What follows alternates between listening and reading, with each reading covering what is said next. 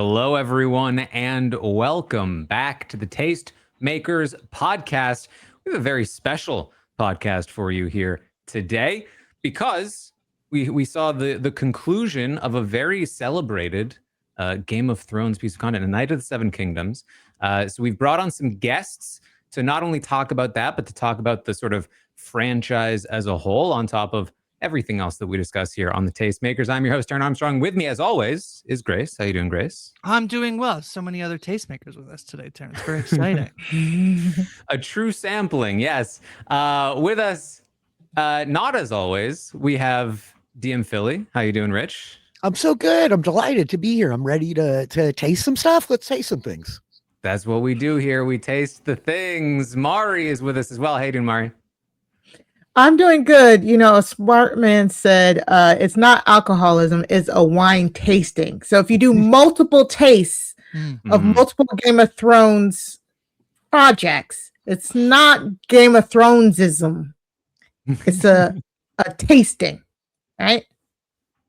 I remember as a child, one of the biggest insults I remember getting like early on, like it was one of the first insults I remember receiving was, Taran, you're obsessed with Star Wars. You're obsessed. And I was like, what does that mean? I think it means what we're about to do today, but Chappell is also with us, and I think he's obsessed, like us all, with television. How you doing, Chappell?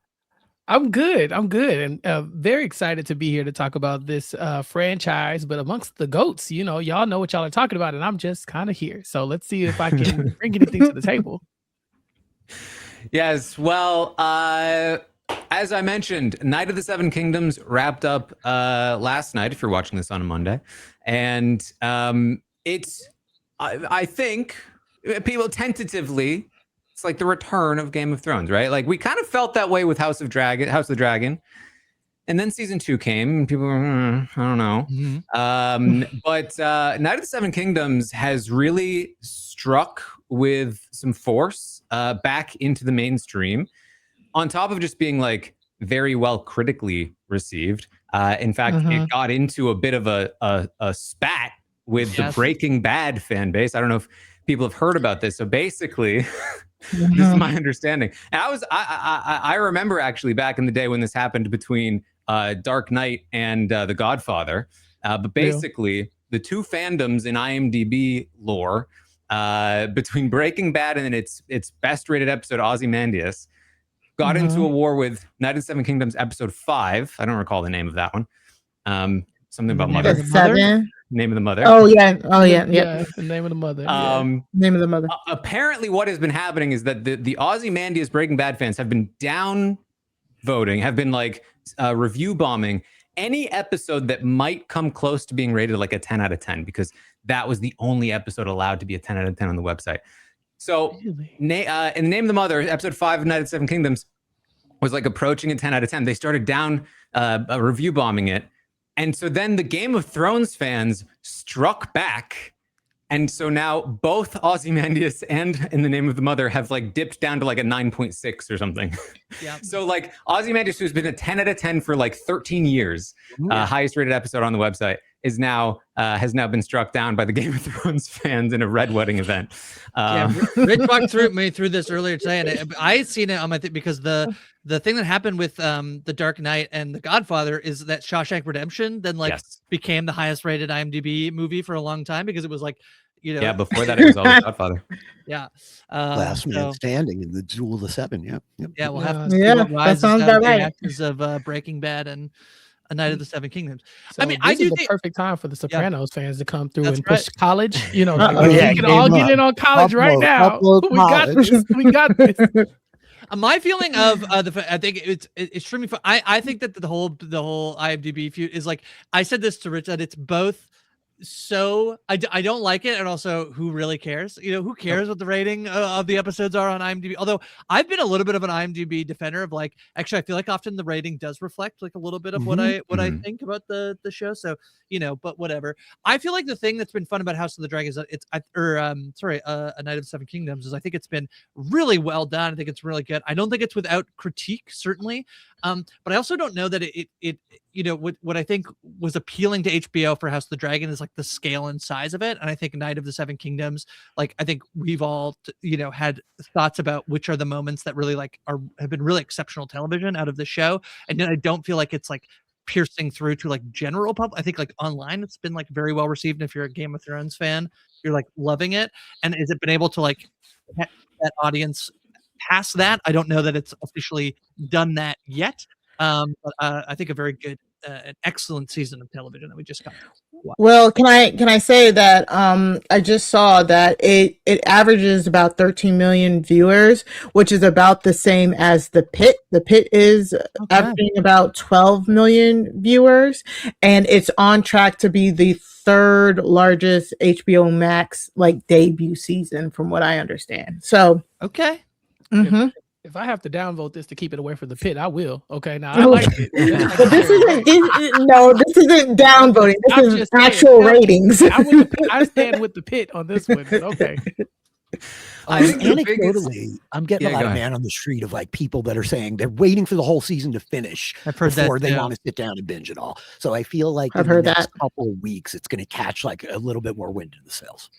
Mm-hmm. Yeah, I think it can. I think the fact that it's got that kind of like adolescence kind of thing to it, where it is so bite-sized that you can just binge it all. In fact, when I watched the first couple of episodes, I was kind of feeling like I might prefer this in a binge, and I don't normally feel that way.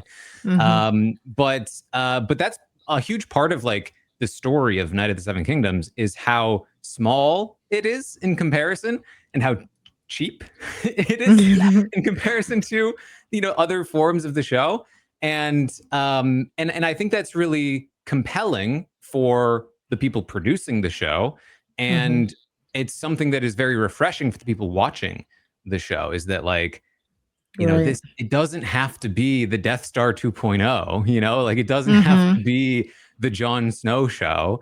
It can just be a small scale show with characters we don't know, and it still works. Now, maybe the key to this is that it's a show that is sticking to George Martin's writing that exists. And I think, if we talk about like, oh, does the small scale work? It's like, it works when it's written by George Martin. Like, would it work otherwise? I don't know. I think you're spot on to something. I mean, we exist in this place where it's really easy to forget, but the last time that we had George Martin's prose on one of these shows was season 6 of Game of Thrones, right? Hot D is like adapting some pretty clear historical beats, but there is none of that like magic. We talked about it, Grace. These like turns of phrase, winter is coming. When you play the Game of Thrones, you either win or you die. I mean, there's just so many, right? Chaos is a ladder. Valor Margulis, all of it. There is magic to George's writing, as ponderous as it is, and as badly as we all may want more of it. The guy like was able to create the bones of this successful series because he characterizes people very well, especially rooted in that POV. And I think that is like the real magic ingredient that kicked this show in like another tier, if that's how we're talking about it, as far as the Night of the Seven Kingdoms. I agree with that. Yeah. So I think the question becomes like, where do we go from here? Because there isn't really a whole lot of other writing to draw from other than like the historical outlines that we have. But there are a lot of potential spin-off shows in the Game of Thrones universe, like in the pipeline. But can we come up with some good ideas here? I don't know. I feel like we've got some Game of Thrones fans in the mix. We brought some people on. Can we workshop some potential Game of Thrones spin-offs so that we don't turn this into Star Wars, right? We don't make the mistakes of Star Wars, or even maybe like Marvel at this point. Like, what can they do to make Game of Thrones work while not just abandoning it to like only what George is able to produce? Yeah, and so they released the did they do a teaser trailer for? I'm trying to avoid trailers, which I probably shouldn't do. Because part of my job here is to talk about the TV show that's coming. But yeah, House of the Dragon season 3 is coming in June. And then there have been these other things that I don't know if anything else has been like officially confirmed by HBO. I'd have to double check this, but there is other stuff that seemingly either is in the works or has been in the works. I know specifically the two I'm thinking of mostly are the Jon Snow sequel. Seems to be not happening, but was heavily Ooh. rumored for a long time. And then the Arya Stark sequel, I think, has mostly just been rumored. The other things that they've talked about is there's apparently going to be like an animated sea snake show building off of House of the Dragon, which would be more prequel-ish to that. There's always been this rumor of a sort of how Dorne stopped itself from being kind of the 10,000 ships of Dorne story. Aegon's Conquest, the rumor for that recently was like Dune style movie, more so than like television show.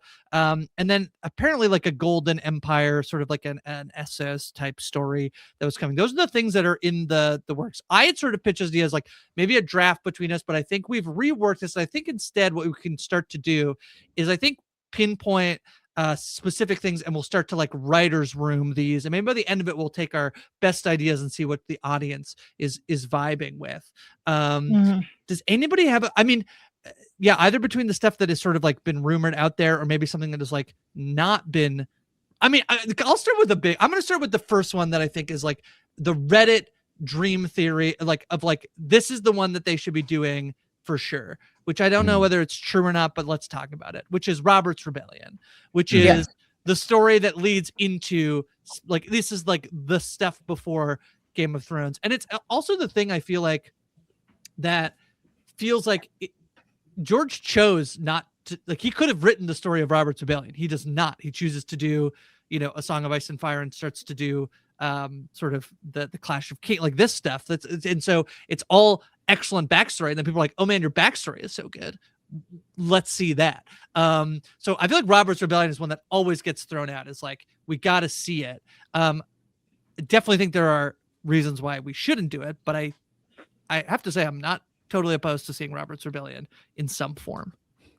Well, of all the spinoff ideas that I've seen, that's been the one that, like you said, is kind of like the one most people are talking about. And I think, as me, kind of like more of a casual fan, I would say it speaks to me for sure, because those are the same characters that we fell in love with in season 1 of Game of Thrones to begin with, right? Like, it is the connection to Ned Stark and Jaime Lannister and Tywin and all those people that really got us into the fandom if we weren't already reading the books and those things. The death of Ned Stark is like what, if not like the first like big heartbreak that you're going to experience in that. And it was a big heartbreak because people were so connected to Ned Stark. They were like, this guy is trying to do the right thing, how is this going to end poorly for him? And it does, and he becomes the first of so many different examples of that kind of character.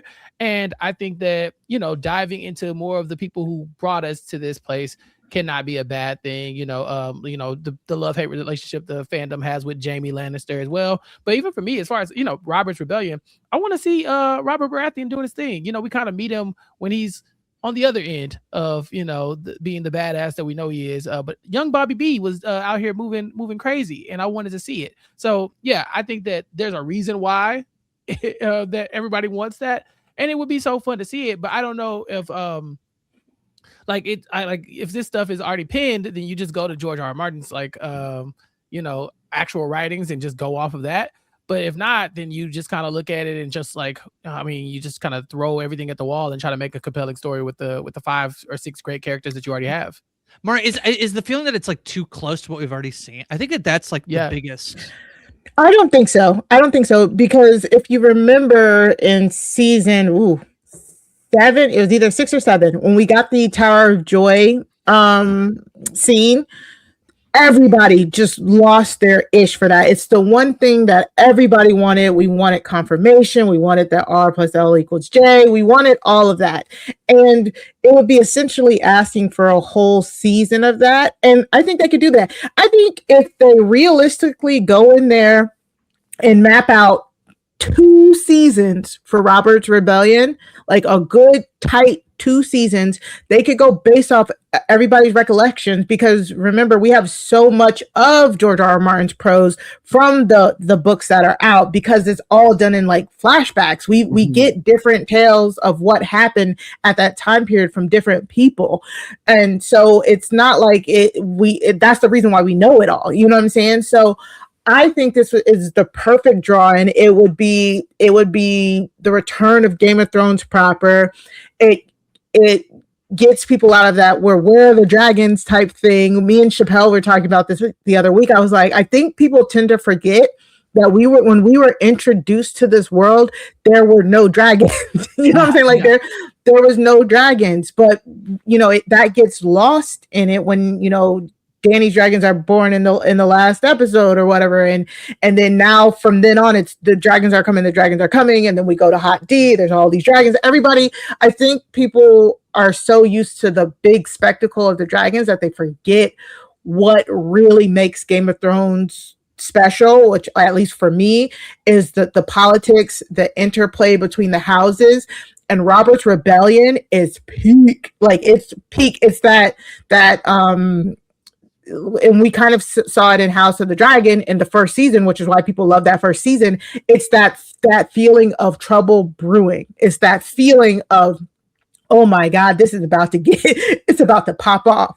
That's that feeling that we want to bring back with characters that people already know. And there's just so much to mine from those 16 years. It's the 16 years between the success of the rebellion and Thrones, but it's what the 3 years prior. I think the war was 2 years in a sense. So you get one season of the buildup and setting up the chess pieces of where everybody's at. You get the tournament, and you do one season of just the fighting, the rebellion. Maybe even 3 seasons. Just don't get greedy. You know what I'm saying? Yeah. Just make sure you have everything plotted out. Don't do like House of the Dragons did and have a great first season, and then you leave us on red for the second season so you could be like, come back for the third, and then now I gotta wait 2 years for the third season. You know what I'm saying? Like, keep it tight, keep it compact. Don't stretch it out. And Robert's Rebellion could be like the #1 Game of Thrones spinoff. Like it could break those records like Game of Thrones did. Yeah, I will say, I'll turn to you, but the one thing I was going to say is that I will defend House of the season 2 is that they got.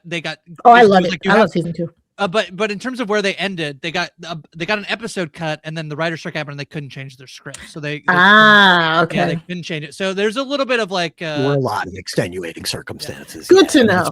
Good really to know. Easy to evaluate outside the bubble. I think that you guys are tapping into a lot of smart things, but tight is the magic word there, Mari. Like they gotta restrain themselves if they do this, because I think that to the extent of as you invoke Star Wars, Taran, the perilous part of playing with something like Robert's Rebellion is exactly what Chappell is elucidating. It is that these are beloved characters. You got to get the casting right. You got to get the writing right. George does create this incredible backstory to drive his fiction when he starts writing A Song of Ice and Fire. And I relate to it as somebody that spends half of their waking hours in worlds of fantasy running Dungeons and Dragons. You need a grounded foundation for the history to drive the context, to offer context for all of this world. I think it could be great, but I think that they have to be economical about it. And I think that they have to lean into the George Martin isms, focus on the POVs of all of these relevant major players. Give us the POV of the tourney from a Jaime Lannister's perspective of a young kid who's about to get up-jumped in the Kingsguard. Give us an episode that is going to be the perspective from Lyanna Stark in this man's world that tells her she cannot be and what leads her down the path she goes to. Give us the episode that is the perspective of Rhaegar Targaryen, this sad prince, mournful and singing to the poor in the streets. And I think that there's an angle of approach to all of that is much more compelling than the spectacle, because the thing about Game of Thrones is it starts really rooted in Martin's characterization, in this great world building, in these complex politics. And as they have less of his text to adapt, we shift the entire tone of the show from characterization, Machiavellian maneuvers to spectacle. And it does become about dragons burning everything and thousands of men piled atop each other in a melee where we're just going to end up watching everyone we love fight for their lives. I mean, I think that they got to lean into that character element of it. And it would be a perilous course to walk. It is very on the razor's edge, but to the extent of Star Wars, they could get an Andor out of it, right? I do have to evoke the most recent and the greatest work of Star Wars, probably Andor. I think there could be a there with Robert's Rebellion for sure. I think I'll be a little bit of a naysayer here, I think, because I feel, and I was less sure about Robert's Rebellion during the run of Game of Thrones because we already know so much about it. Like, I'm not sure, like, and we're already kind of seeing so much of it, like the ramifications of it, them telling the stories about it, and then getting those flashback scenes in themselves. I was like, I don't know if we need it compared to like a lot of other potential stories we could get. And I think that still kind of exists, but I also hear that like, it does at least have some familiar characters. It does at least have like a little bit more of a fleshed out sort of like trajectory from George Martin himself. I think the biggest problem for me right now is that doing a prequel that leads directly into the story you know, and the story you know not having a satisfying ending feels wrong. It feels like, well, what is all this building toward? Something disappointing.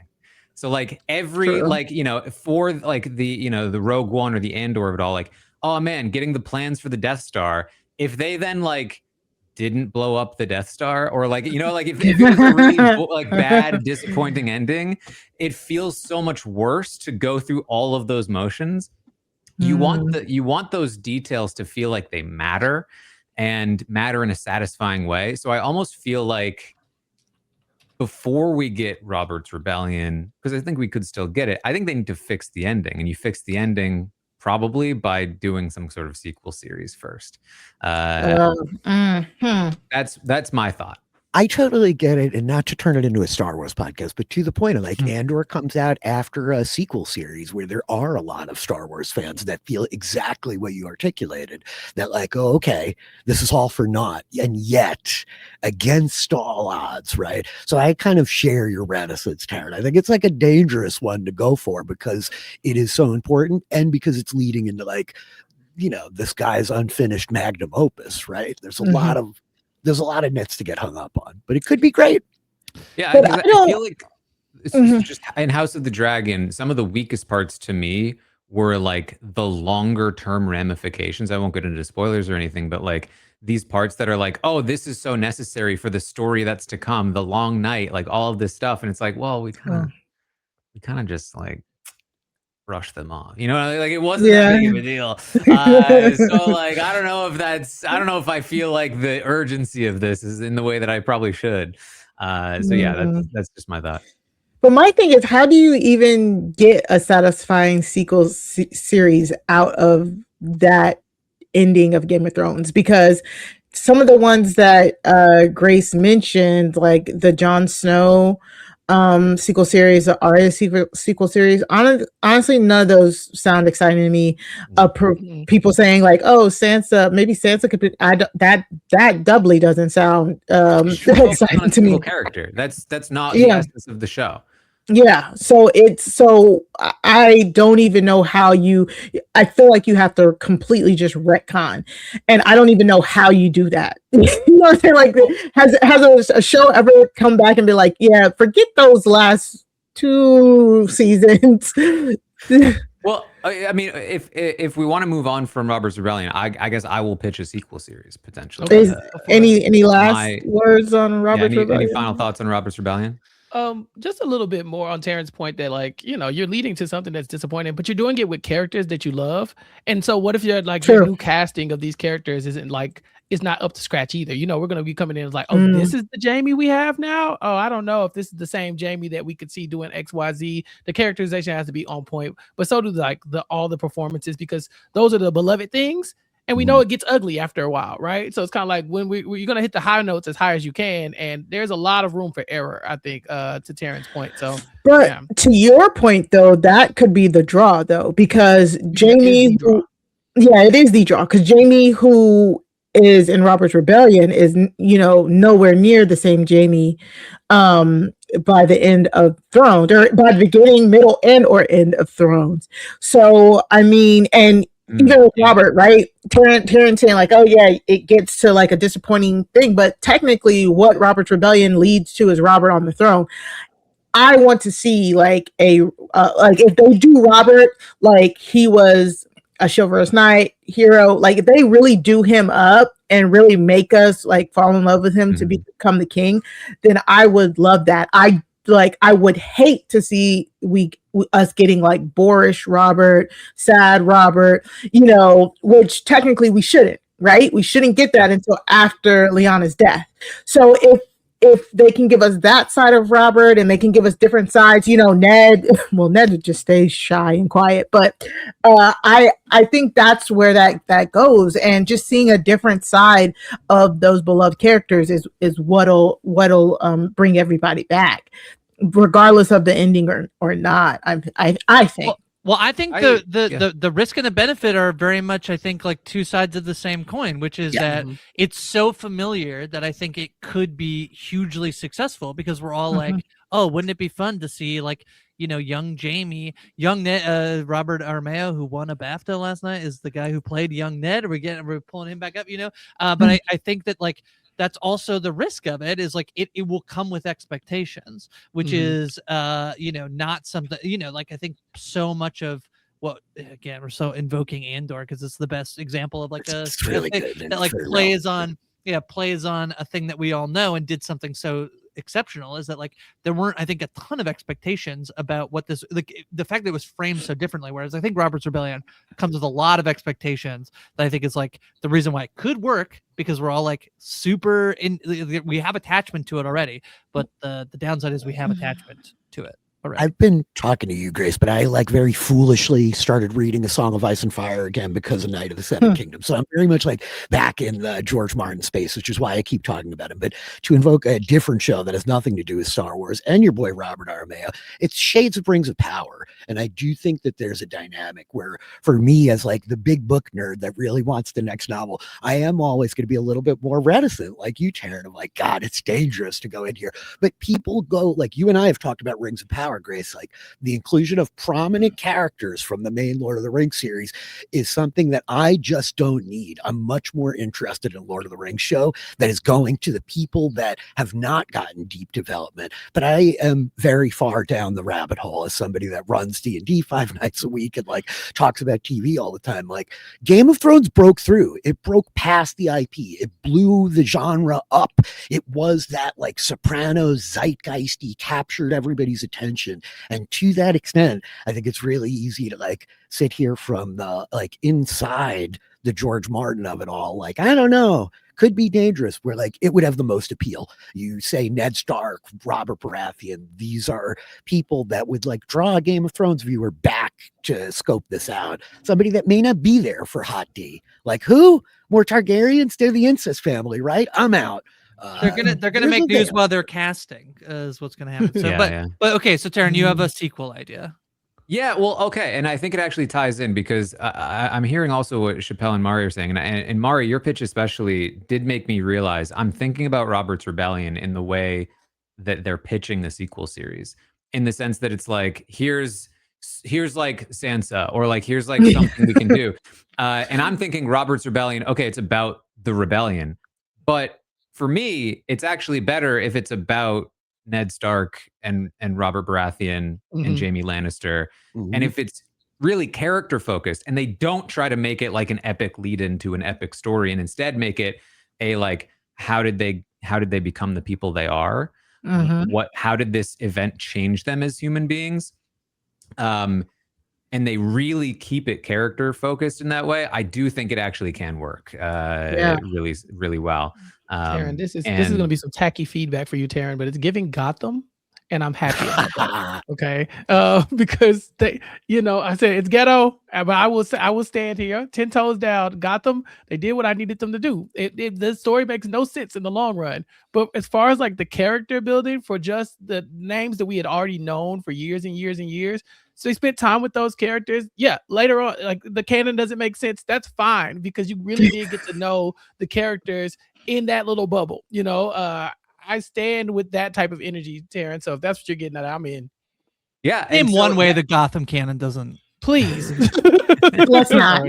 I don't have enough time. That's what I feel personally a sequel series needs to focus on, because they made a mess of the plot. Right, we all kind of agree to this. They also made a mess of many of the characters at the end, at expense of a messy plot. And so I think that if you are going to do something that is set into the future of Game of Thrones, which I think they will need to do at some point if they ever want to like actually pick this off of the ground, because I think you can do as many prequels as you want, but I'm not sure you're ever going to capture that same audience that Game of Thrones had until you go into the future. And I think that's kind of what we saw to some degree, like with Star Wars. That sequel series was like more successful than the prequel series, to my memory. So first one, and then and then like box office, yes, you're correct. Just right, critically, yeah. I feel, and I guess I was probably too young at the time when the prequel series came out to know exactly like what it did in the zeitgeist. I was certainly in it. People were mad. I know people are mad, but in terms of like, I feel like the sequel series brought Star Wars back in such a tremendous way that was so mainstream. Whereas when I was a kid watching the prequels, I felt like it was still pretty nerdy, if that makes sense. But I'm getting really in the weeds here. So I think that if they are going to do a sequel series, and I think that they will need to eventually, I do think it needs to focus in on the characters and just kind of ignore some of the messiness. And I think for both of these examples, actually, Dexter's a great comparison here. Yes. As an example of a show that was able to go back even with a messy ending and do a prequel series that people did kind of enjoy. But more importantly, a show that had 2 bad endings that were really messy, and then had perhaps one of their best seasons of all time, most recently with Resurrection. And what they did there was like, okay, we know it doesn't fully make sense, but we're just going to kind of like brush past some of the bad stuff that was behind us. We're not going to like completely disregard it. We're just to tie it in the way that we need to, like yada yada. Back to Dexter as you know him, back to like, this is what I know you want from this. And I think there's a way you can kind of do that. You can't fix all of the things that were supposed to lead into things like the Long Night and things like the Daenerys is probably unsalvageable at this point, right? Like there's not much you can do about it. But I think Bran is fixable, right? Like Jon he's Snow. broken. Let me know. Hear you out. Like these things, we can bring these people back and we can act like the events of the end of the show were just like, yeah, shit happens, and it didn't work out the way that we wanted it to. And now we are reeling from that. And what did it do to us as people? And how do we move forward? And there's maybe a new looming threat, or maybe there's a new rush for power. There's something else that we can sort of focus on. If you really want to get messy, you can. Yeah, go ahead. Oh, sorry, no, I interrupted you. Well, I just if you really want to like stomp all over George's original story, you could try to tie in the Long Night to something bigger, but that's probably going too far. But you could come up with something new. Like you could come up with something like, there's stuff you can pull here. What about like I can with the Doom of Valyria, right? Like maybe there's some bigger threat. No, okay. I'm building. Please. So Taran, what if like let's give it like 3 years after Bran is on the stupid throne, because stupid Bran, whatever. Let's say he has a vision. Say this 3 years, we've just been trying to get this. Everybody settle down. And then Bran's like, we got to call a great council. The great councils have been in the history of Westeros for years. Yeah. What if the sequel series is the Great Council? We now have to get everybody where was everybody? Where was Jon? Bring him back. Where is Arya? Bring her back. Are you doing Succession? Are you doing Game of Thrones Succession? I don't know. Never watched Succession, so sure, whatever. I think you might, please. So for it, I'm down with that. So you do say, Bran says, I was told we need to convene a great council. We need to pick a new king, queen, whatever. That way we then have, where were the characters at for the last 2 or 3 years? Who are they going to be lobbying for this great council? Because we've never seen a great council on screen. We've had allusions to it, especially in Hot D. I'm pretty sure great councils have decided at least 3 kings, Viserys and House of the Dragon. Ooh, yeah, there's another one. Spoiler. And so like, I think maybe we do that. Maybe it's a whole season, a retconning of like, what are we doing? Who makes acclaim? Picking What up are the pieces, marriages to make their marriage pacts for it, and all of this and all this political jockeying? And then, like Taran said, insert random unforeseen happening, like something crazy is coming. Insert and that. I think the key is to keep it small first, right? Is to like, just focus on the characters and rebuilding them. Because these are beloved figures, and people will come back for these people interacting again and being those characters again. And so giving them the space to breathe and show who they are now, and then like have their own problems, and then eventually something bigger can start to happen. But I think it's important that it starts small. Yeah. To Mari's point, if you do this council thing, you also have to have some fighting, because I know the casuals we're like, this is boring. Y'all got to start killing people. And so I think I've been watching my YouTube algorithm is trash right now, but I've been watching this Minecraft video. It's 1,000 player civilization. It's so good. I watched these that videos one. are so good. Basically Game of Thrones. And I watch it regularly. I will say that. And one of the things is that while they're building these civilizations, and like one civilization is literally trying to have like a council meeting where they're trying to bring everybody together to like make decisions. They're trying to have but there's like the other group, right? That is like, I'm not about that life. Like, they're doing a council meeting, but we think this is actually evil. Whatever they're doing is not of the gods. We need to push back against that. We're thinking war. And so you have these people, Mari, you're bringing in all the Avengers from their timelines, but somebody has gone rogue. Somebody's like, I'm not down for the council. I don't like that Bran ended up on the throne. That's kind of weird. It doesn't make sense to me. And so that group needs to be involved too, because Chappell not only is saying he wants a Flux and Saps like relationship. I don't know what that means. So maybe you're watching a different one.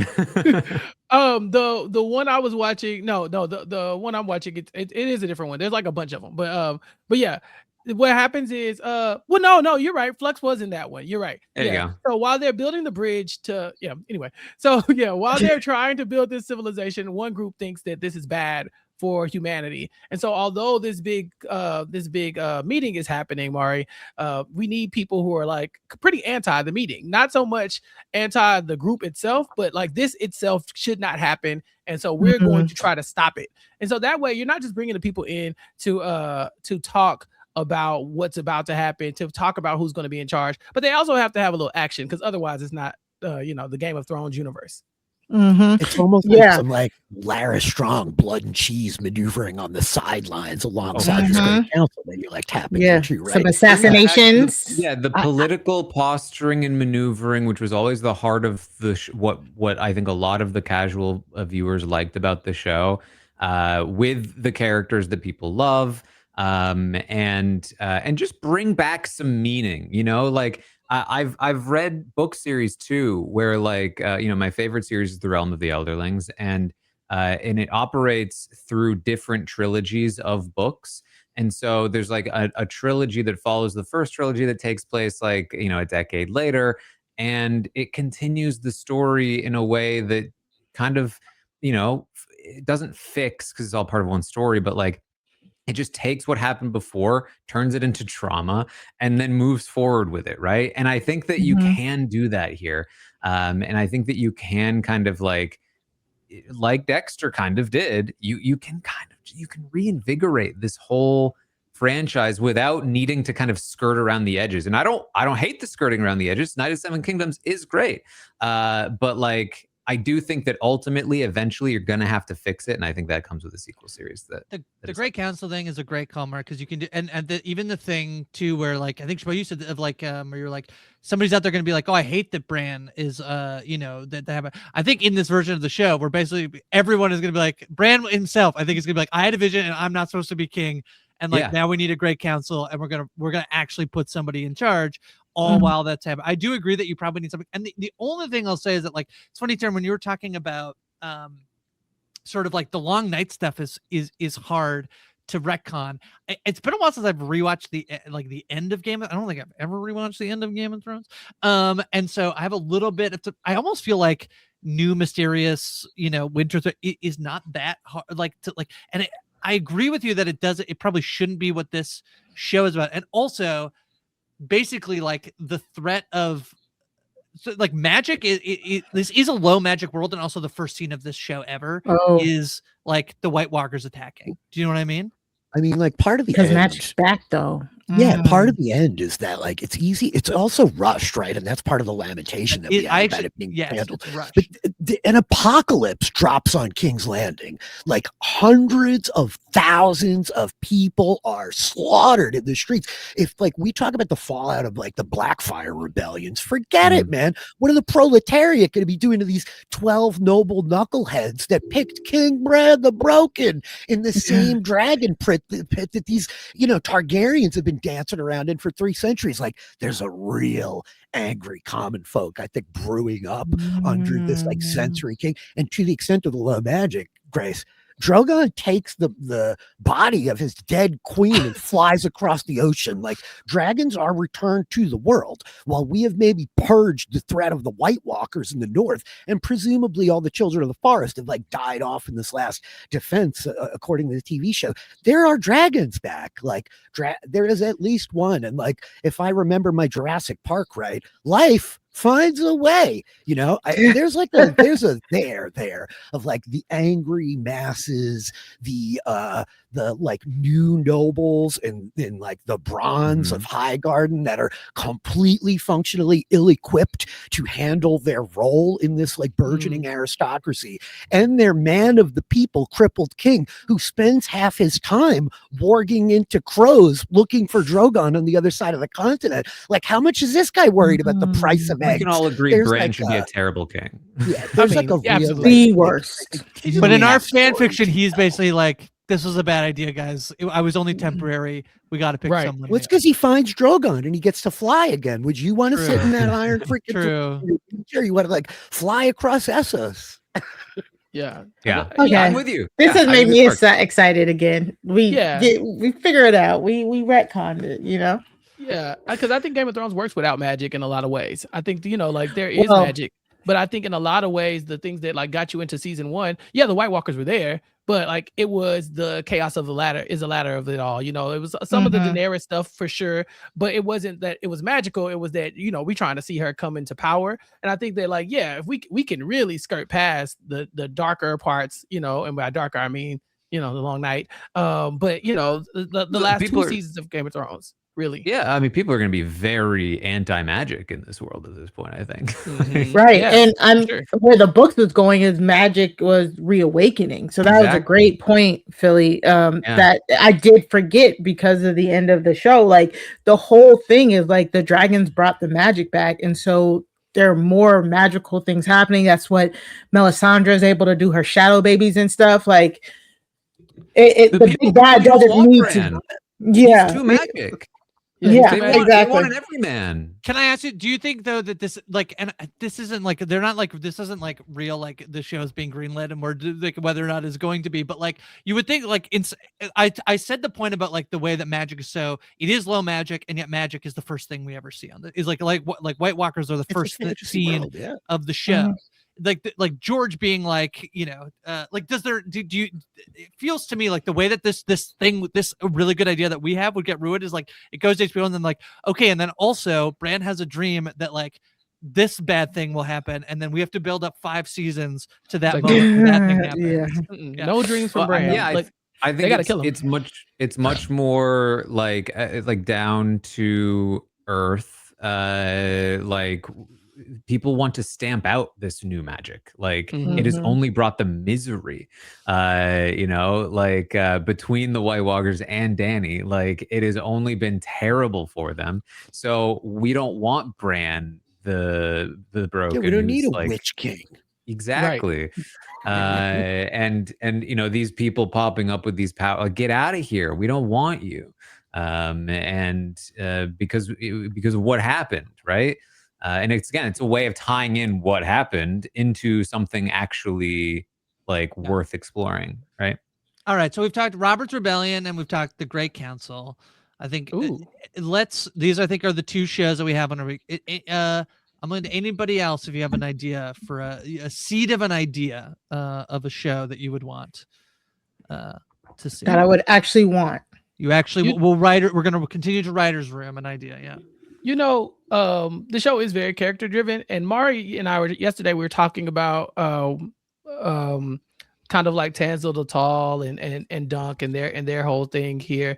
And she was telling me that Brienne of Tarth, her storyline is kind of interwoven into Dunk's. Mari, what if we did like maybe the origin story of Brienne of Tarth, you know, where we talked about kind of where she comes from, almost as a next step after A Night of the Seven Kingdoms. You'd have to give more information about how that's connected, but it sounded interesting to me yesterday when we were talking about it. Well, that's the thing. It's only alluded to in the books. It's Brienne finds the shield, Dunk's shield in her attic while she's going through her grandfather's things or her great grandfather's things, something like that. And so it is just heavily hinted that she is a descendant of Sir Duncan. So they basically could go anywhere with that. But I kind of like your thought process here, Chappell, of like maybe do an anthology series of the great houses. Let it be the great houses, and each episode be a little bit of like history about some of the great houses. One thing that we can include alongside that is House Lannister, the reigns of Castamere, that backstory, the rise of Tywin Lannister could be a great like mini episode, like hour and a half episode type thing. Of, you know, do a little like bouncing here there type of thing. They have all of the history that they can actually build upon. I didn't watch it. Did anybody watch Vision? Did anybody watch the show Star Wars Visions? Which is the one with it's like a different style, and every Visions is like the anime shorts, right? Each episode is kind of like unconnected, and they get different artists to come in and like stylize each episode, and it really like it's kind of audacious in that way that you could watch one that delights you, and the next one is like completely not for you at all, just on the aesthetics. But for folks who are like big fans, especially of the animated series and that old like 2001 animated Clone Wars movie that is different than the series, like it really evokes that of the way that you know, like Filoni now taking over Star Wars has made a big point of like really trying to invigorate the animation department, and part of what they're doing is just trying to cultivate good artists with their own styles to do their own thing in this world, you know. My point of reference for the anthology series is kind of like Tales of the Walking Dead. Every episode was like a completely, it was in a bottle, right? Every episode was we brought in a different celebrity who was going to be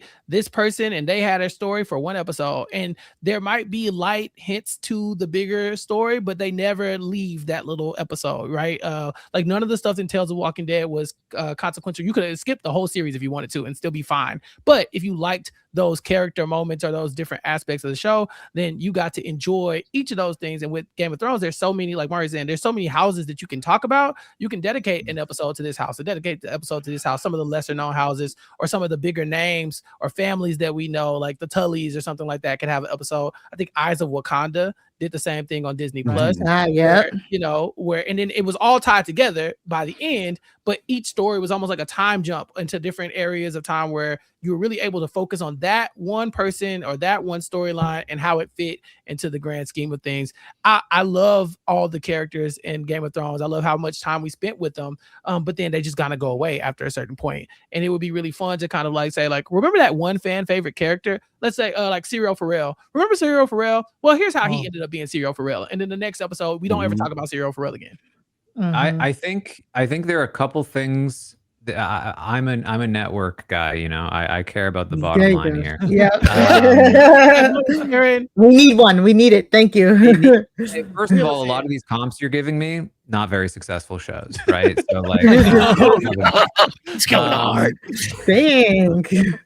But I think what can potentially make this work is, of course, lower budget, because you know, we are talking about like this could really spiral out of control if we're doing like an epic set over here and then an epic set over here. Needs to stay lower budget. And I think we want to put our budget into high quality big name actors, whether it's people we know from the show or like, you know, here's freaking Tom Cruise in Game of Thrones. You know, like Sheeran. it's just random. Ed Sheeran. in my head. Ed Sheeran. Yeah. But like you know, I'm thinking, you know, the best comp, probably Black Mirror is the best, like Yeah. most Ooh. successful anthology series that probably exists out there. And so that show works by getting really, really high profile actors, and getting these interesting little stories told. And so I think that Ooh, that's okay. probably the angle we want to shoot for here. I think, to make this work. I think to that extent, like that. I love the invocation of Black Mirror. You got to get the good directors also. Like In the Name of the Mother, in the midst of this ratings battle, it's Owen Harris who directed San Junipero, like some of the best of the Black Mirror episodes. I think like there's a there. Grace and I, we were talking about the casting and the fact that they pull these, you know, British stage actors. I think the Game of Thrones really like broke the model there. So even if they're not the like Henry Cavill's and Tom Cruise's, like you bring me good people, show me like, you know, your Charles Dances and your Jonathan Prices, and like I could get really sold on this idea. Yeah, I think if you went and asked George to like pick out these, because I think there's almost, I think like there is the houses thing. The houses thing is, but I think like to sort of build on what you each are saying, Mari and Chappell, like for Chappell, when you're talking about like, ooh, like wouldn't it be fun to see where Brienne well, the rumor is just that she comes from Duncan, and Duncan is the character that we are interested in, and we got that. And then Mari, you're talking about like, yeah, Tyrion. It's like, yeah, I could see the like prequel Tyrion series, but like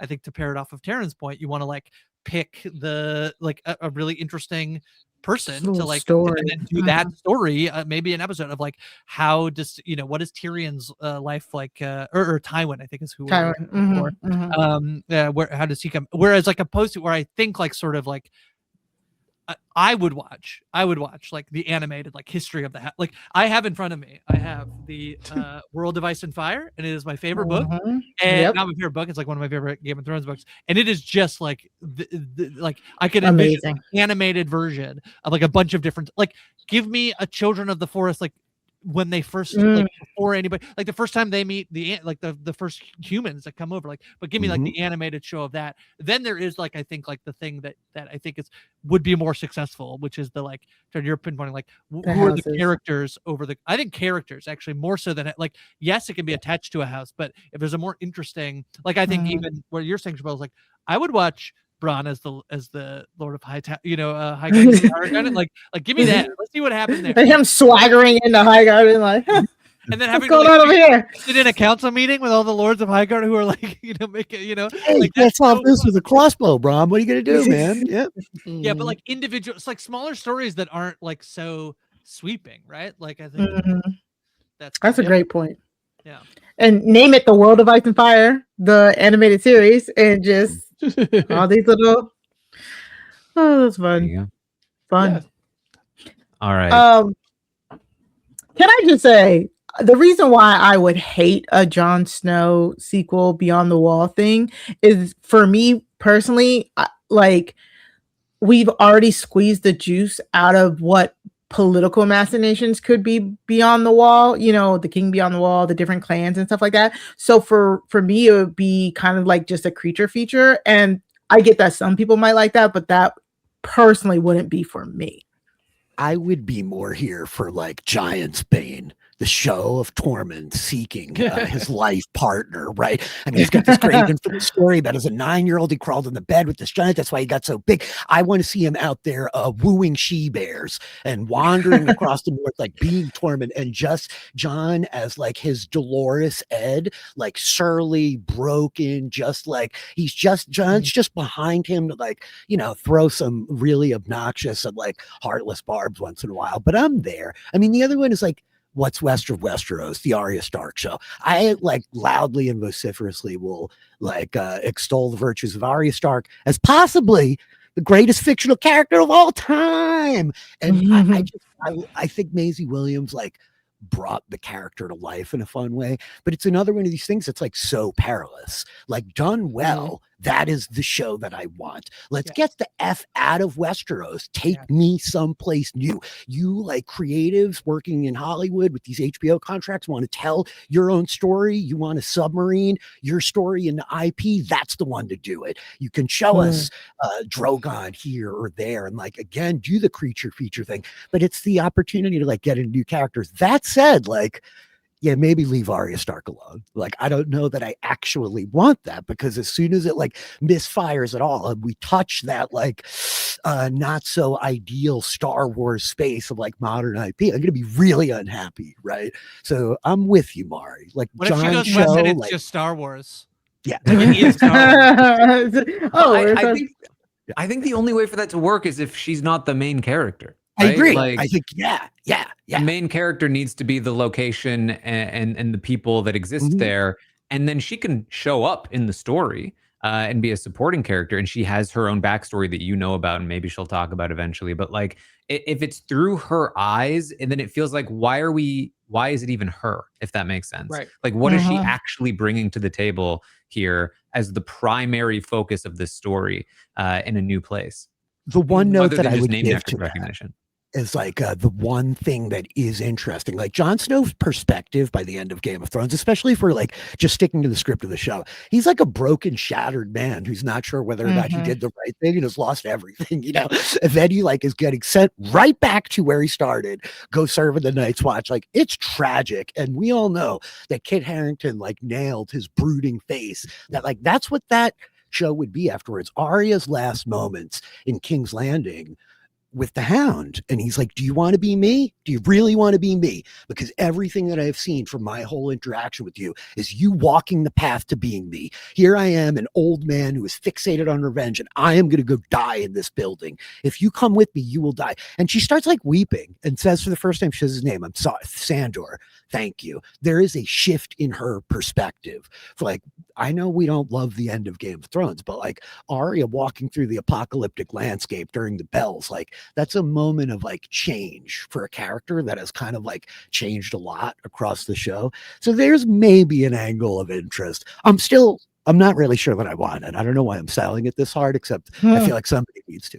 It's the one that I have the highest step on what I would want to see of stuff that was like rumored. I don't think anything else even really kind of the Golden Empire, only because it's so different, which is I think the next thing I was going to say. So Taran, you throw out this idea before we chat. If you want to throw out this idea before you're talking about like, if I just have sort of like an inkling of like, what if this thing, but in Game of Thrones? And so you mentioned, well, yes, obviously Andor, but in Game of Thrones would be pretty cool. So, and then you asked, like, sort of like, you were like, well, and then maybe someone has. So I've been thinking about this as we've been chatting. And the first of all, I just need to say the pun Andorn.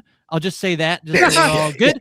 Okay, Andorn. good. Okay, great. But because I was thinking about where can you put the like an Andor type show, and I do think the way thriller, rebellion, fighting against tyranny, and the two places. I do think the thing about Game of Thrones, that one of the challenges that like almost everything we're talking about, like the biggest challenge is like how it fits into the whole lore. And speaking of Star Wars, another show that I think we've like talked about, or like it has been talked about a lot in terms of a way in which it was so successful until it was way less successful, which is The Mandalorian, in which it was not so connected to, it was so much like go here and just do your own thing.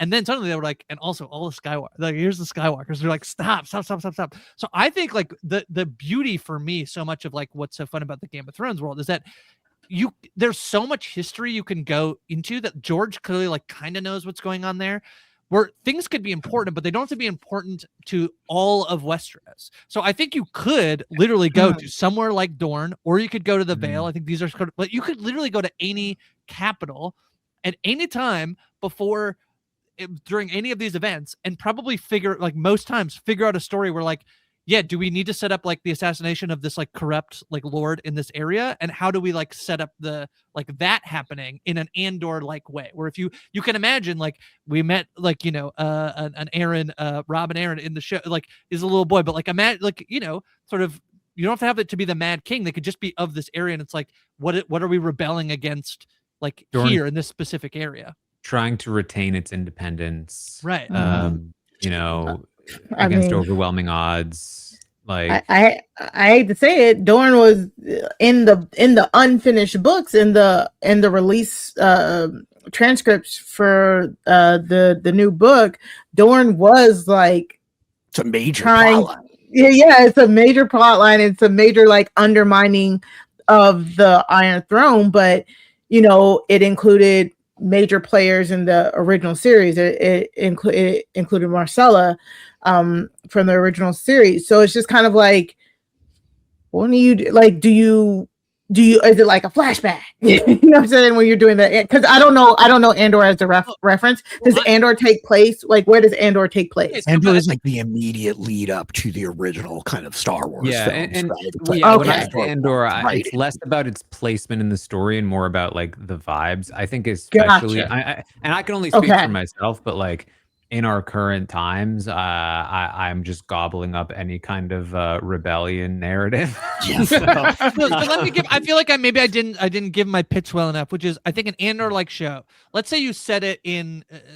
I don't know which one makes it, but let's say it's the Vale, because I think the Dorne has like stuff that's like more. There's more like connective tissue to the Iron Throne, where I actually think it's like we don't actually have to be connected to the Iron Throne. What you can have is like an awful ruler in charge of the Robin Vale. Aaron's a madman who wants to make everyone fly. Yeah. Yes, and then you set up like the intricacies of an assassination or a rebellion against that specific, like the ruler within. Like that's the story. Yeah. You mean like hiding the lesser known heir to the throne and possibly marrying him off to the eldest daughter of a very noble family with name recognition? That is what is coming in the next books that we will never see because of how they completely retcon Game of Thrones. Yeah, Grace, that sounds great. There you go. We're on the right track. Yeah, it sounds like we're onto something, Mark. Yeah, I know, but you're right. In reference to what I'm talking about, in the Vale, Robin Aaron is the tyrant, Lysa is mad, and what is happening is Sansa is there hiding out, amongst all of the things that are happening. And as she's there, she's realizing that there is a plot in the Vale to unseat Lysa and Robin using Harry Harding. There you go, Chappell. Like a little known heir to the Vale of Aaron, and they're plotting to marry her to him. And it's such a good storyline in the book. Like, I am like so sat for that storyline in the book that when the show just completely just nuked that narrative, they nuked it by changing Sansa's character completely. It was very disheartening. But I understand because it's incomplete right now. Yeah, I think you're on to something though, Grace. In terms of like the Andor of it all, like I'm really hooked up on the Andorn. I want to see Ario Hota as Luthen Rael. Like I'm really sold for that. Dark Star, pretty prominent in the books. Like, like, man, don't scream, but give me Dark Star, man. There's a there. The idea though that it doesn't need to be the scale of the Empire, that it could be any kind of one of these regional rulers, and it's not like the what, to Taran's point, what works about Andor, it's not its placement in the chronology. It's not like the scale of like, it is about the galaxy, but that's not what's so important about it. It's this thing that we keep talking about over the last hour, which is the intimacy of all of it. The characters are so driven. They're so well realized. They're depicted in these beautiful ways. And it is evoking these things that, despite being in a galaxy far, far away, are incredibly, profoundly relatable to we humans trapped on this particular planet in 2026. And I think that like the humanity of resistance against the oligarchs, I mean the aristocrats, would be, I think, fodder, Grace. There's a there. I saw an interview with Tony Gilroy recently when he was like, "Oh, bro, it was so good." We literally just looked up the definition of fascism and we put that in our show, and then it was like, shit.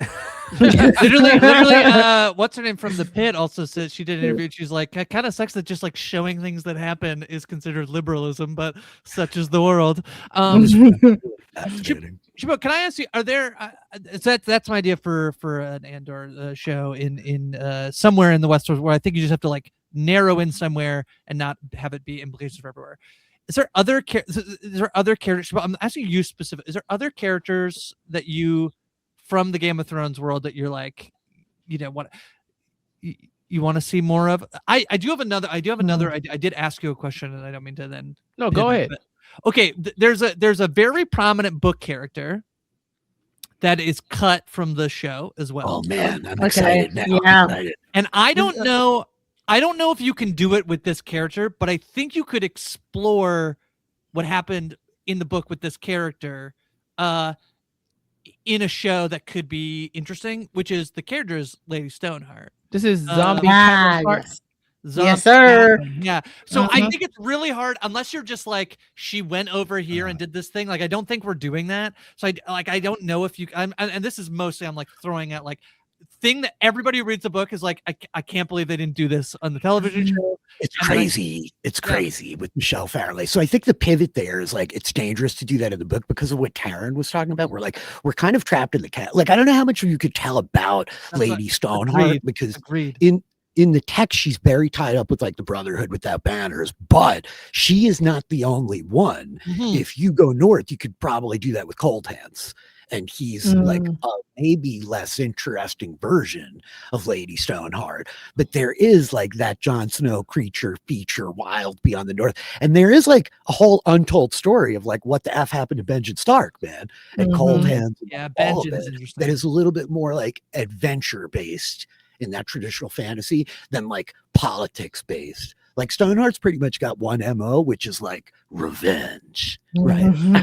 That's fun. Like, you know, I heard about zombie Catelyn because in that time period between seasons where all the Game of Thrones people, sorry Mari, are like speculating about how this is going to end, and they're pulling all of these. And I mean, I heard all of these these theories and stuff like that. I'm thinking, y'all think they're gonna do that in 6 episodes? And they're like, yes, they are. They have to. I'm like, all right, cool. And so, like, I don't know what a Nissa is, but that's the thing too that people were talking about. I don't know. Like, it was just like one of those little storylines that was thrown at me that I would, as a casual, was thinking, well, that's going to be really hard to do with the amount of time we have left, considering the story trajectory that we have.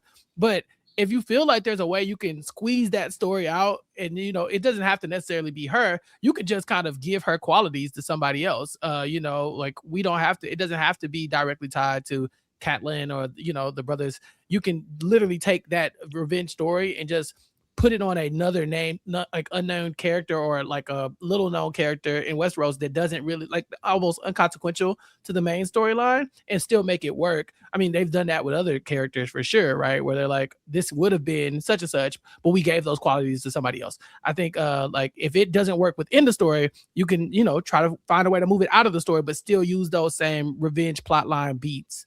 But I'm not familiar with the whole zombie Catelyn because, like I said, I wasn't willing to go down that road because I knew it wasn't probably going to come to anything in the main storyline. But is there another character you might like? I don't know. There's so many to where I'm like, is it just another episode of my anthology series, or is it just do they need a whole series? Is this something that needs an entire show?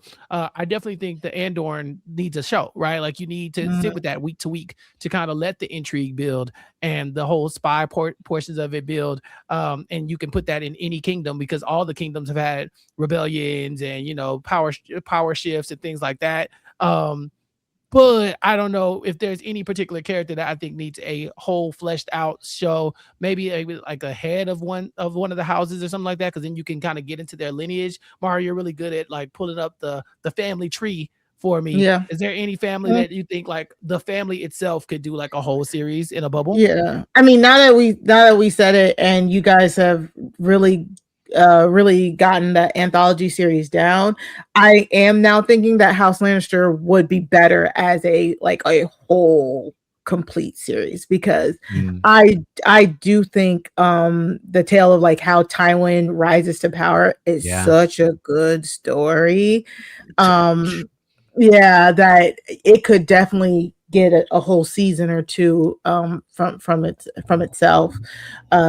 You can also, well, to that point, Mari, the cast, even if you're bringing in Tywin, you're still touching on some of the favorites that help people really attach onto the show. Like, you're gonna get young Cersei, young Tyrion, young Jaime, like those kind of like character beats of like, what does this young sociopath look like when she's trying to have sex with her brother? You know, like everyone's you know, favorite Lancel. You know, yeah, exactly. All Yeah. the lions, bring them all out. But I think you're right, Mario. I think that family is somebody that we're really attached to, despite the end doesn't matter because we're attached to them from season 1, whether you love or you hate them. And then there's so much. They're not just like that family's not stagnant. They're doing a lot of weird shit, you know. And so I think you could probably flesh out a whole season. If not maybe 2 of, you know, just kind of setting up what it looks like when Tywin is in control, but he also has to control the craziest family that ever existed. Yeah. I got a couple of like deep cuts here that I don't know, to the extent that you're a company man, Taran. I don't know if these are like red light, green light, but I get some elevator pitches in the spirit of the original draft that maybe I should throw out. Is this worth it? These are we're setting the stage. These are kind of like some artsy picks. We're kind of like we've got some money to throw around. We want to really like feed the I got nerds. boutique options for you, Mr. HBO. Okay, are you ready? Who's gonna help me sell to Netflix? The Souls of Men. This is a story during the time of Robert Baratheon's reign where we follow a lowly cobbler on his journey through the travels of the King's Land, making shoes for the finest of people and spending his nights deep in the throes of debauchery with wine and women, all leading on the path to his ultimate culmination as Jonathan Pryce's High Sparrow. We are tracking the High Sparrow during his young life of excess and hedonism to his moment of like serendipitous culmination with the Seven that will lead to him as a radicalized religious leader during Joffrey's reign. Yay? It sounds good. Okay, I got another one. In theory. You ready? Journey to the east. We follow an elderly warrior as he travels, deposed from his lifelong position as the commander of the Kingsguard, and somehow in his journey to find Daenerys Stormborn, the breaker of chains, mother of dragons, he in fact finds himself in the company of a massive warlike eunuch named Strong Belwas, who likes to take dumps in front of the gates of foreign cities, and these two rock a buddy cop comedy across the ocean to us. I do think that we haven't really explored too much genre bending in this brainstorming. I think I think the idea of like a more comedy, and I know that like A Night of the Seven Kingdoms was like, oh, this is funny too, but like it got pretty dark. Last episode was like a little boy might kill his brother. Well, his brother's metal. I think that there's a lot more freedom in doing something that is genuinely more of a romp. And I think that like I think there's a world where this works. Bronn in Highgarden is like so funny. I know. He's like having to like Lord of the Rings. Or what about bringing one of these one of the well-known folk tales to life, like Florian and Jonquil, you know what I'm saying? A romance, you know? Yes. Yeah, a romance. Florian the Fool and Jonquil the Princess. Bringing that lady with the 3 fingers. Fantasy is like blowing up literature right now. I mean, there's like a big there, right? Mario knows they have not nailed the romantasy adaptation. Like that's like the biggest genre. So true. In books, doesn't really exist in film or I mean, Wuthering Heights just did very well in the box office. Guess we gotta wait for Fourth Wing. That's what I'm saying. Like Fourth Wing is coming, right? Like, like there's definitely something there. You tap into that. You take an existing world like Game of Thrones and you throw in some like romantasy elements. I think are you saying you could have something there. Are you going one level deeper where it's like this is the fictional story within this? Like is that what you're saying, or like the actual story of of something that becomes a the world where in Game of Thrones, like Varys talks about like Duncan, how he became, and then now we're seeing exactly like the novels we've had, but like it's like the songs are created because of something. There's something there, you know what I'm saying? So let's follow the real Florian and Jonquil. Like, was it that love story that people were sung about? You know. The other thing too, I'll say is like about Essos that I think is like ripe as in terms of you talked about like going over there is like the Golden Empire show of the Empire of UT, but like the fact that like so little has been written about these places makes it like so opportune to do stuff over there because you're not messing with any like you can be at any time period. It's like mostly not messing with stuff. But you run the risk of like a white savior narrative type thing over there. Oh, that's why I'm saying. That's why I'm not. I'm actually saying that we're like, if you go over and just do stories of those people, like you're so disconnected from it. That's what I'm saying. Like I'm the Jade Empire, right? Is that what they call it? There's the Empire of UT. The Empire of UT, but it's like the Jade Princesses about the Jade. There is some lore there. There is a little bit of lore there that I'm forgetting. I think like I don't know if this is for comp, but priestesses. Like, when like Ryan Coogler gets to go do Black Panther and he like owns, I feel like there's so opportunity there of like stories we haven't seen before that like exist in this world, but go over there, like not go over there, but like we can explore stuff that hasn't been able to been explored before. Yeah. Well, I think what I will say at this point too is that like I think in the fictional world where we're making all of these shows, this takes place over like decades and decades, right? Because I think we can all agree that we shouldn't make all of these shows at the same time or even really that close to each other. We're back, baby. Game of Thrones 7 days a week. We, like HBO itself, seemingly want to make sure we keep things not overwhelming. And so these are like all of the potential possible ideas ever in the future, I think is kind of the point. But also like we want to nail down like one or two that we really love or that the audience, I guess, really loves from what we've talked about. So don't take this to mean like, oh, this would be terrible if we did all these ideas. Like that's not really what we're doing. I do feel like I feel like I mean, I think like Robert's Rebellion, we talked about that up front about how exciting that show could be. I feel like we tapped it, like what could work about that. It's obviously been something that's like people have been very excited about other than us. I also think like really tapped into something, I think, with the Great Council of like, how do you like, I think the Dex Resurrection comp is very good, Taran, of like, you can kind of go back and like, I think even within the world of the show, you can kind of be like, you know, wink, wink, mea culpa, like, sorry, oops. Just go back to giving people what they liked about the thing itself to begin with and just disregard the nonsense you put out at the end of the previous thing, I think can work. Yeah, I feel like those are the two like and I even almost feel like we can't really take credit for Robert's Rebellion because like it's basically on every list the most you know, seemingly like they should just do that. Now I'm really just sitting here thinking of the best romance plot line for Game of Thrones because you're right, they have not done it. Like I refuse to be like, yes, this incest plot line is the best romance. Can we get a magic school in the Game of Thrones universe? Smart, that's a good point. What's happening at Old Town? Romance for women in Game of Thrones isn't great, you know, like even in the relationship that we've like when we come to love and accept, or I guess, or to some extent are like kind of abusive or nasty, you know. So it's like I don't know if you want a romance, but when Tyrion is one of the best husbands, you know, we're right, exactly.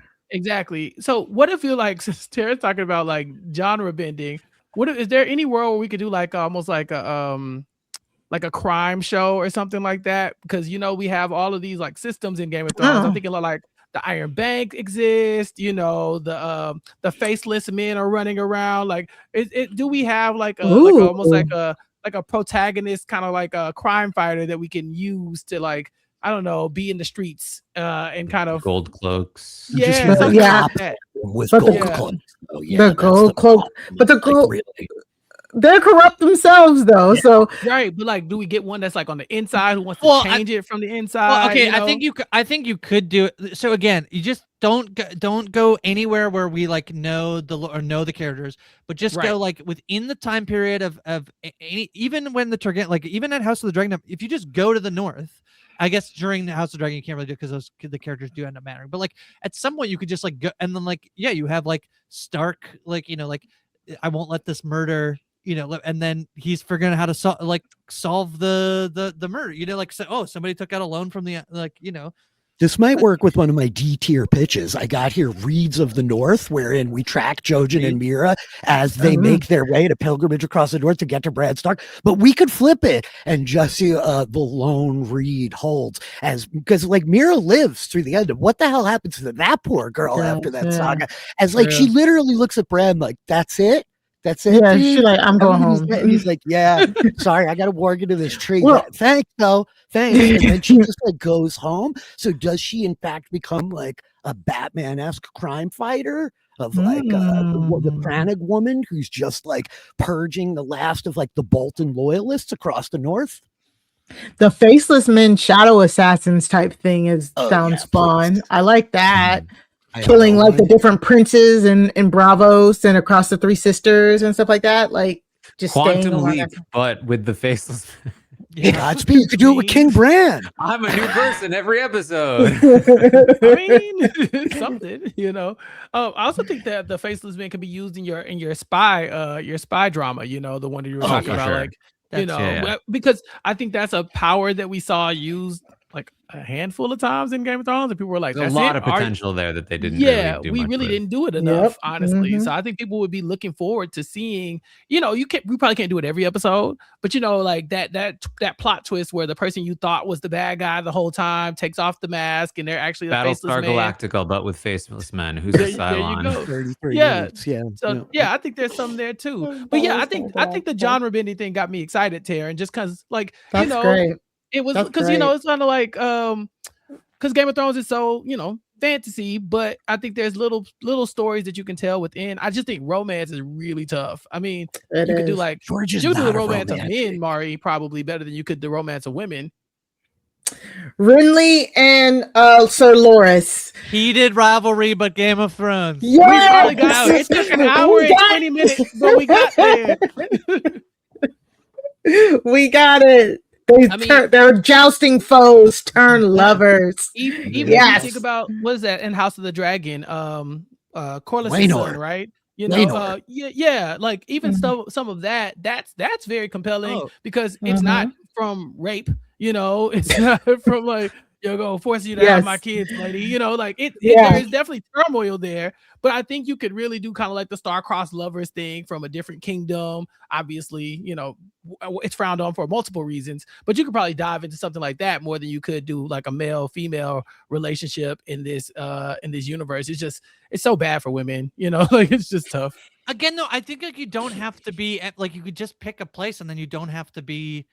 You're not like of the time, you know, like you could you could just narrow in some. There's so many like little castles and holdings and like places where you could do a story that's not like I like go back to this thing that like where I think most people are like with Mando and Grogu is when they were like it ties into everything that's going on over there and you're like that's so annoying because what's working is that it's like it's like monster of the week, you know. So I don't know. Yeah, Grace, could you do like we got an arranged like we're arranging this marriage between these two houses, you know, we kind of saw that in Game of Thrones, but then like the two people that are supposed to get married, they fall in love with like different people or something like that, you know. Well, like I don't different people or not each other. Because like their houses want to combine them, but they have eyes for people outside of the political realm, right? So they're trying to do their own thing. You know, we saw this with Jon Snow. You know, he's supposed to, you know. You go back in time and you're like the Reach and the Riverlands are like they're gonna marry off each other because like that's the alliance that they want. But then like I'm in love with the Lowborn and I'm over like you can do that and it doesn't have to affect the entire history of the thing. You just like ask George where can I put that thing in the story to make sense. That's literally what happened with Aegon's children. I was telling Chappell, Aegon's children literally just said, "Oh, the people you picked for us, nah, thank you." Each other, Mari. I'm talking about marrying people that are not incestuous. Well, no, the first son is married like a commoner, and then then they did do the incest. See, the problem with the pitch, guys, is that this could be anywhere, not Game of Thrones. If we're gonna make a romance in Game of Thrones, it needs to be siblings. No, it's just the way it is. Even better. Oh my God, no. I got one more pitch that maybe we could squeeze into the romance here. It is Dawn. It is just the sword of like, it's the story of the Sword of the Morning, which is Arthur Dayne's sword. It is forged from star metal. It is one of these swords that George has said in many interviews, it's stronger than Valyrian steel. But there is a whole like subtextual plot of questioning uncertainty relating to what's her name? Is Shara Dayne, Mari? Yeah. Arthur Dayne's sister. And Ned Stark. Who was in love with Ned Stark, cross lovers thing that happens, that after Ned kills Arthur Dayne at the Tower of Joy there, he brings Dawn back to the Isles. So I just wanted to like use the sword as a main character to track through a couple of generations of people in Westeros for like a real like from now. But I think there's a love story in there, Mari. No? How does that end? How does that end? He's not a romantic. I mean, like, thought this was ending happening. Happy you're like not paying attention. Like this is George's thesis. That's a good point. She ends up throwing herself off the cliff. Yeah, like so like it's supposed to happen in the penultimate episode, Mari. I'm sorry. What happens in Romeo and Juliet, Mari? Sorry, I thought we said a good romance. Look, we have the romance, but then it's snatched away from us because it's the Game of Thrones universe, you know, like we're all in on it, and then you're like, damn, this is the penultimate episode. I didn't realize it. All right, here's what I've got. I think just like tell me if I've got anything way wrong and if I missed anything. But I think we have the Great Council. We have Andorn, which is our like, you know, like, like we got it with spy thriller to like overthrow some corrupt leader. We have the Great People of Westeros anthology show, like a la Black Mirror. We have the Great Houses of Westeros anthology show, which is an animated show. We have the Rise of Tywin Lannister, and we have a heated rivalry jousting show. These are the things that we've got.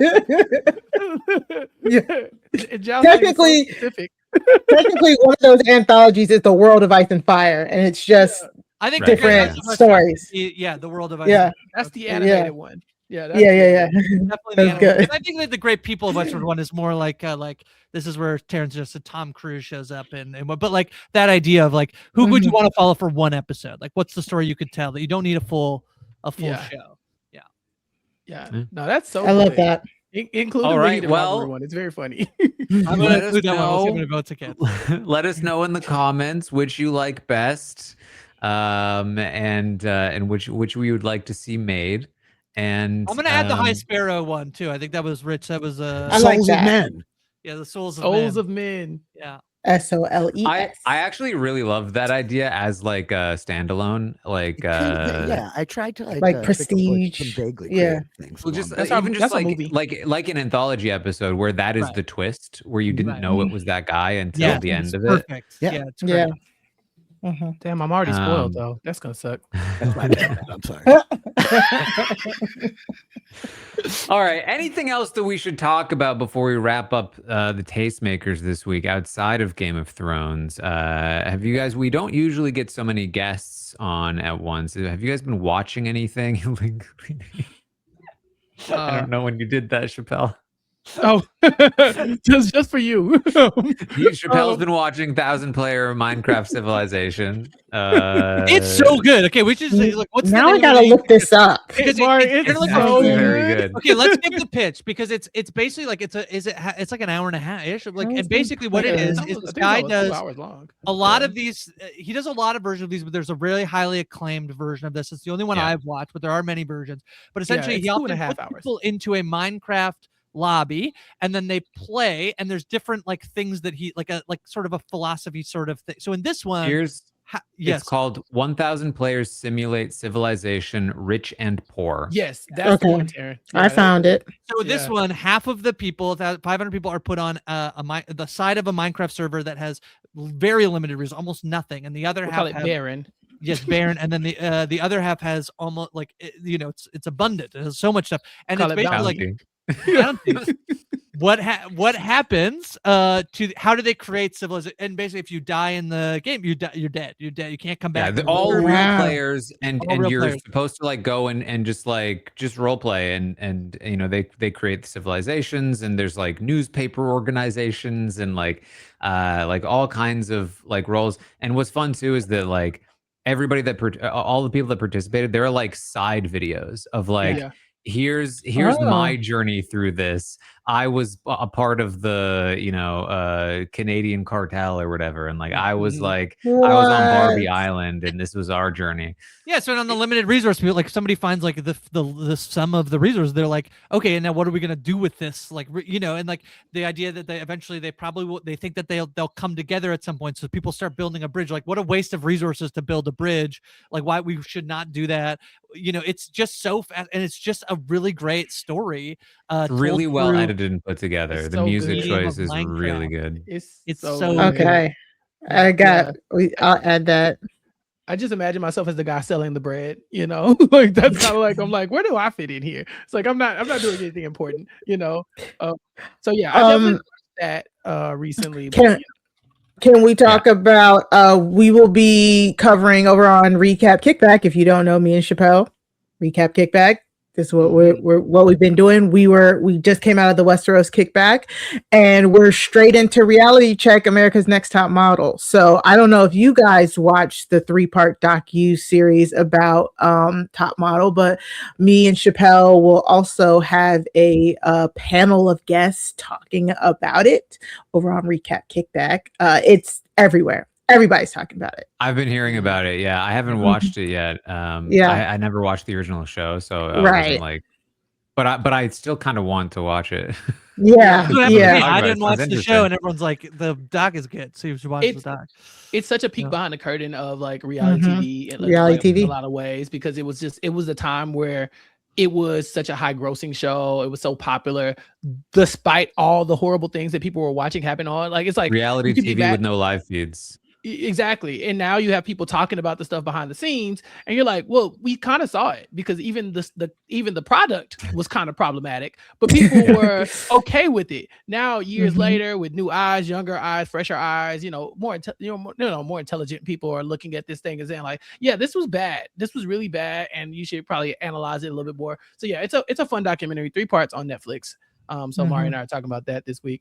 But I've been watching a lot of stuff lately. Too much. Just kind of binging a lot of things. LaTanya and I are talking about Welcome to Derry currently, but I watched All Her Fault in like a day. I think I finally went and watched the Perfect Neighbor documentary. I was telling Mari, like, that is heartbreaking. I think I binged Hacks recently too. Like, I just diving in, trying to catch up on everything that I've been missing. What about you, Mari? So I've been actually watching it's an old British show that is basically the British version of The Pit. It's called Critical on Prime Video, and it's 1 season on Prime Video, and it's about like a major trauma response unit that's built into a hospital that basically doesn't want a trauma response unit in the hospital because of their statistics and stuff. And it follows like the consultants, because it's different, names for different things over there, but they only get the most critical patients. They get the patients that are literally about to die. And it's just such a crash course into like trauma medicine, and it's really good. I think if you like The Pit like Chappell does, you'll really like Critical. But also, just a slight content warning, the other thing about it is they're showing you they're like doing surgeries, and they're like the camera is in it, like the camera is showing like stitches, sutures, like, and it's very accurate. It's got that interpersonal drama as well, like some of the nurses are sleeping with each other and all of this stuff, but it's not like, and it's kind of interfering. So it's such a good show. My dad introduced it to me when he's here, but it's called Critical on Prime Video. If you know British TV, this is the same creator who made Line of Duty, and Bodyguard as well. And Lenny James. I've heard good things. I haven't watched the show though. Lenny James is in it. He's good. I think James is in Line of Duty too. So yeah, I think he might be that actor, director's favorite, because this is Morgan from The Walking Dead, as far as I'm concerned. Yeah. That's it for me. Rich, what about you? Have you been what have you been watching? I also recently tore through Welcome to Derry, and like the post Stranger Things kind of haze. I was like, okay, I didn't get to this yet, but I'm a huge King nerd, and I really was taken with what they did there. I think they made some like really bold creative choices that I appreciated and kind of fired me back up. And then I've been talking about it with Grace over the last couple of weeks. I mentioned it at least one or twice, but a real like blast from the past, not contemporary at all. But I have recently gone back and rewatched Neon Genesis Evangelion, which is just like an anime from back in the day that has this great place in my heart. I think a lot of us love it. And I hadn't rewatched it in a time, and I went back to it, and God, it like held up as just like an incredibly interesting work. And I think happening today, there was an announcement that there's going to be a new series coming out. So I'm kind of curious about that. Quietly optimistic. Yoko Taro, who's like a pretty notable creator there, doing stuff. Other than that, I'm like just running a lot of D&D, and I'm not watching as much TV as normal. There you go. I text you. Sorry, I text Taran the other day asking about a show, Dark Matter. Taran, I can't explain as good as you have because I haven't started watching it, but I don't know if y'all have already recommended that on the Tastemakers, but that's definitely something that I'm looking to watch soon.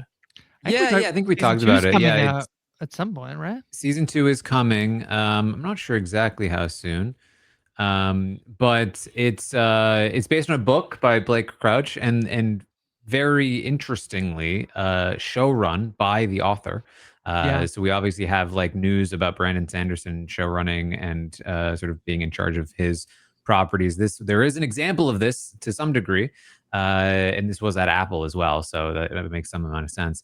And it's just a fun sci-fi show about multiple dimensions, essentially, and a journey through multiple dimensions. And because the showrunner was in charge, like even though there were changes, it all felt pretty true to the original material.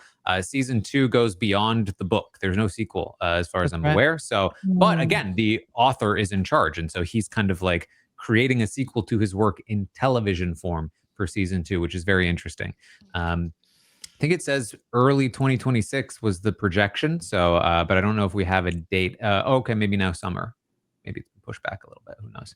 I liked it as well. I think Joel Edgerton is maybe like, I feel like when I was a little worried about Train Dreams because I was like, I don't always love Joel Edgerton. And I think in this kind of like, he's kind of like maybe the world's most boring time traveler. And I say that really liking the show. I think it's like kind of a funny thing that he's like a little bit like kind of boring in the show, despite him being the main character, but the rest of the cast is really good. Jimmy Simpson, who a lot of people will know from, actually he was in some Black Mirror episodes in the space ones, and then he's also very well known for being in It's Always Sunny in Philadelphia as well. But and Jennifer Connelly is in it too. But Dark Matter's fun. Yeah. It's a very fun, I think, is the best descriptor for it for me. It was a fun show. It didn't scream like quality all the time, but it never ceased to be fun to me. Like it was just it was a good time watching. And that was very reminiscent of like older sci-fi shows to me, where it's like, it's not always like, prestige level, but it's fun to watch because it's exploring different things that are fun. Thought-provoking. We talked about it a bunch here, so it doesn't need any signal boosting. But for real, if you haven't watched Andor, it is a relevant show. True. The moment that we find ourselves in 2026, you need no previous like Star Wars appreciation. It is the exception, not the rule. Go watch it. It did not get enough attention last year. I just feel obligated to talk about it. Yeah. I've two things. Obviously, outside of The Pit has been going really, really well. I think the last couple episodes of The Pit have been really good. So I'm very excited about that. I did watch 2 movies, recent movies.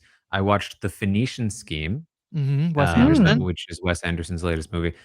Being somebody that's been a little bit like not as high, French Dispatch, Asteroid City, I was like, okay. I thought The Phoenician Scheme was pretty good. It's not quite like, Grand Budapest Hotel, Isle of Dogs era for me, but like I liked it better than Asteroid City. I thought it was pretty fun. I heard someone recently talk about the fact that Grand Budapest Hotel was so good, and yet it didn't really like win a lot. And I think it was this idea like, well, Wes Anderson's arrived, he's just going to keep making amazing films forever now, and then he's sort of fallen off a little, not fallen like total, but like a little. I think most people are like you, where it's like nothing has quite been as good as Grand Budapest Hotel. I also like The Phoenicians Game; it's fun. And then I finally also watched Marty Supreme. Oh, fun! Okay. Which I had a very interesting relationship with, because this is a movie by Josh Safdie, the first movie he's made without his brother, but you can sort of tell where the like signature Safdie style comes from. Comes from Josh, because this is that. Yes. And I think, and this is not super fair to Josh, but I think I've hit my limit of like, this is no longer like a like fresh experience. I've seen, Good Time, I've seen Uncut Gems, and also Anora, which had the similar style. And so it being the fourth time, I was like, I get it. Still like it, but like if this was the first Safdie movie I'd seen, I'd be like, whoa. But it being the third and fourth of the style, it didn't quite land. And because of that, I just felt the movie was just a little too long. Just dallied in some of those adventures just a little too long. But I did think it was still very good. Obviously, an incredible performance by Timothée Chalamet. Seems like the front runner to win Best Actor now. This seems to fully have moved past Leo. So yeah, I can't disagree. I think he was very good. But if you cut like 30 minutes from this movie, I love it. And with the 30 minutes, I still thought it was pretty good. Uncut Gems gave me heart palpitations when I watched it. I don't think Marty Supreme is quite as stressful as I think Uncut Gems is far more stressful, but there is a little bit of like, you are following a guy who's like, you're not entirely on board with any of his plans or schemes and what he's doing, and you have to just watch him like keep like getting into these situations. And I really thought it would have more to do with ping pong. I don't know why I was on that miscalculation. What about hoping he could get to go play ping pong? It's like much more of the thing. I do really like it, but I do get if people feel like you've had a little bit of your fill of like the Josh Safdie Anxiety Express following along. I gave an 8 out of 10. I think it was still very good. I think maybe a couple of the adventures seemed a little like we need that one, but those are my thoughts. I'll just say very quickly, I talked about 2 movies last week. I saw Wuthering Heights and Nirvana, the band, the show, the movie. And I can't the second one for sure. People should go be watching this. I think it's amazing. I did a spoiler recap with Scally last week and talked about Wuthering Heights with Haley. I'm more excited for what's coming this week, which Paradise returns the night that we are talking about this. The new season returns, and then Scrubs returns on Wednesday. So like I'm like, I think both things. Yeah, I think both of these things are things that I think like Paradise is really fun and has like amazing episodes of it, and it's not always like as good as those episodes are. And like I'm certainly trepidatious about the return to the world of Scrubs. But I will be watching because I loved Scrubs. So I'm more excited about what's coming than I would say things that I have been watching. Yeah. All right. That's about it then. I briefly referenced this, of course. There's more drama with the Paramount Netflix attempted acquisition of Warner Brothers that hopefully will be somewhat resolved within a few days / the next week. At this point, I think we can talk about it once it's finished, but we've also already talked about it to death. So, who knows at this point, but that's it. That's what we got for you with the Tastemakers this week. Hopefully you enjoyed our Game of Thrones discussions and everything else that we did here. Mari and Lingolini here. Once again, where can people find you and your podcast? Oh, Mari, Scream is coming out this week, huh? I forgot about Scream. I think so. No. Scream 7. It's time. I'll be there. Yeah, it is this week. Yeah, I'll be there. Sure. You can follow me on Blue Sky at Mari Talks Too Much. That's 2 like the number 2. That's the only place you can find me. I'm currently skeeting about Love is Blind, formerly the Olympics. just random stuff. So go follow me over there. You can also go subscribe to Crime Scene. Go to crimescenepod.com in order to subscribe and listen to me and Sarah Carradine talk about true crime over there. And of course, Recap Kickback with me and Chappell. I'll let him plug all of the stuff going over there. Yeah, we got a lot going on recapkickback.com. You can find me and Mari every week talking about different things. We did spend some time on A Night of the Seven Kingdoms, obviously, because Mari is an expert and I like to be along for the ride with her. And we will be back when the next season of House of the Dragon drop. So tune in if you are interested in our takes about this whole universe that we've been talking about today.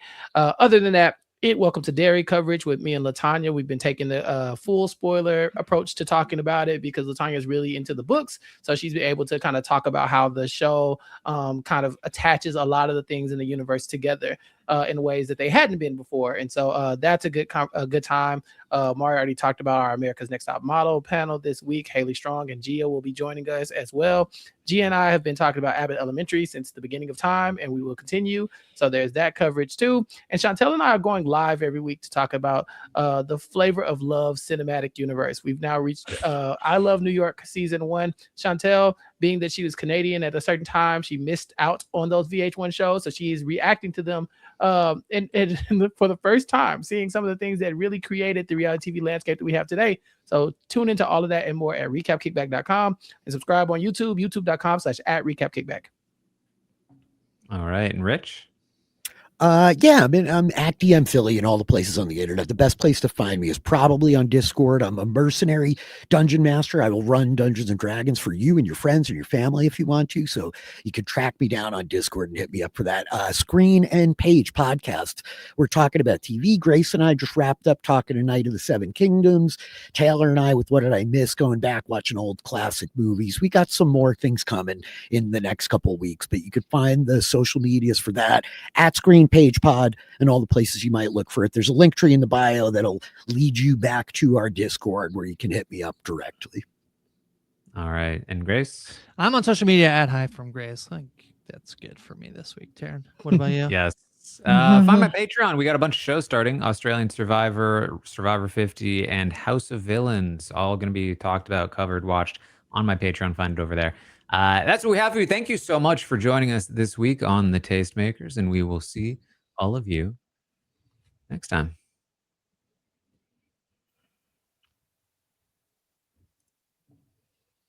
I can't stop.